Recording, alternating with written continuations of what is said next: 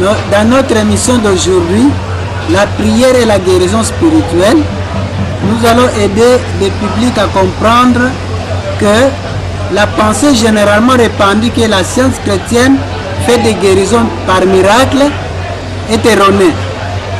Nous allons montrer que les guérisons spirituelles ne sont pas miraculeuses. Pourquoi les guérisons en science chrétienne ne sont pas miraculeuses? Vous vous rappelez en mathématiques, quand nous disons pour multiplier nombre par 10, il faut ajouter 0. Même un enfant ajoute les 0, il a la réponse.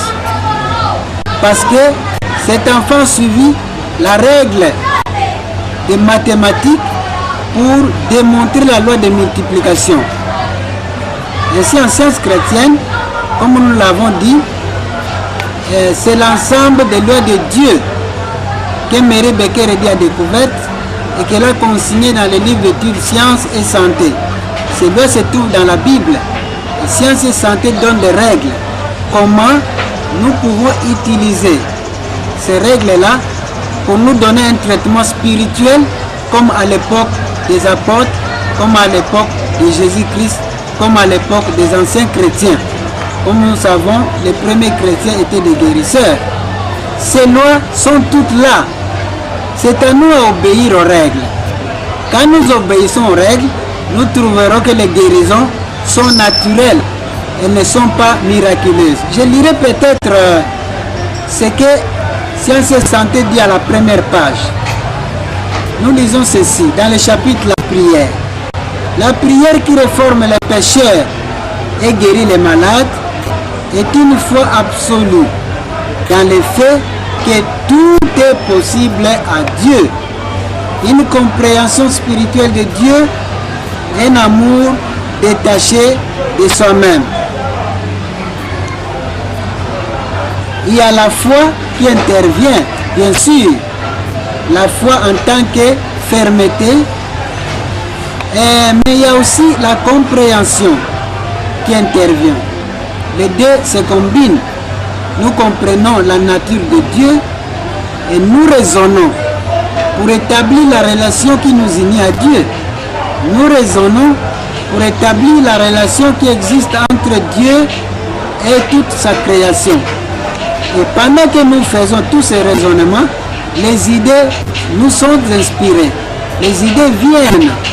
Et ces idées viennent pour corriger une série de mentalités qui est dans notre conscience, qui concerne une situation donnée. Et avec cette clarification de la pensée, avec cette purification de la pensée, les pensées changent.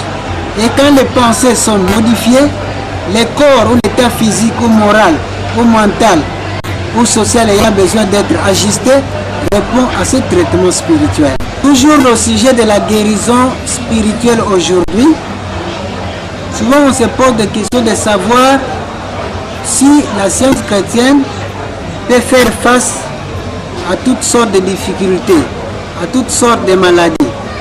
Bien sûr, le registre, le témoignage qui sort dans les périodiques, les héros de la science chrétienne, le Christian Science Sentinel et le Christian Science Journal, montrent que la science a été efficace durant le siècle passé. La science était efficace en guérissant plusieurs maux. Et comme il s'agit de la guérison spirituelle, le travail se fait spirituellement. On ne donne rien de matériel à la personne qui suit le traitement spirituel. On ne lui donne rien à manger, rien à boire. Tout se fait par la prière. Et d'ailleurs, la personne qui est aidée par rapport à celui qui prie pour lui ou qui lui donne le traitement, il peut être sur place ou il peut être absent. Il peut être à l'étranger, il peut être dans le pays ou à l'intérieur du pays. La conception que la science a de la maladie, c'est que toute maladie, quel qu'en soit son nom et sa nature, a une origine mentale.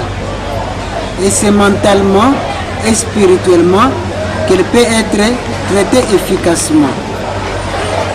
Quand la pensée s'harmonise avec Dieu, quand la pensée est en relation avec Dieu, ces pensées reflètent les pensées divines et les pensées erronées qui sont à la base des souffrances, des misères, des maladies sont rectifiées.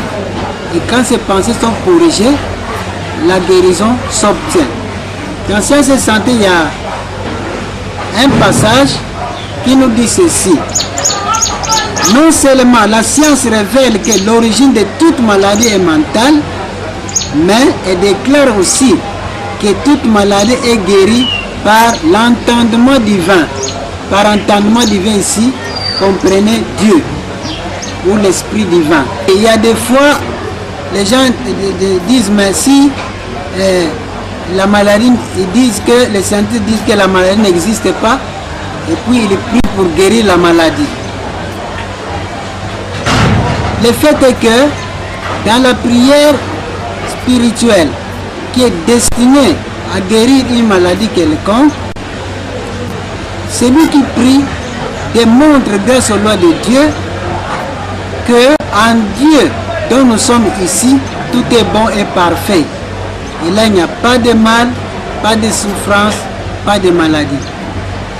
En voyant la relation qui unit l'homme à Dieu, il voit que l'homme qui est l'image véritable de Dieu, cet homme-là que Jésus voyait, cet homme-là était toujours en harmonie avec Dieu et il était toujours parfait comme Dieu l'était. Donc il était en bonne santé. C'est cette perception spirituelle qui fait disparaître la maladie.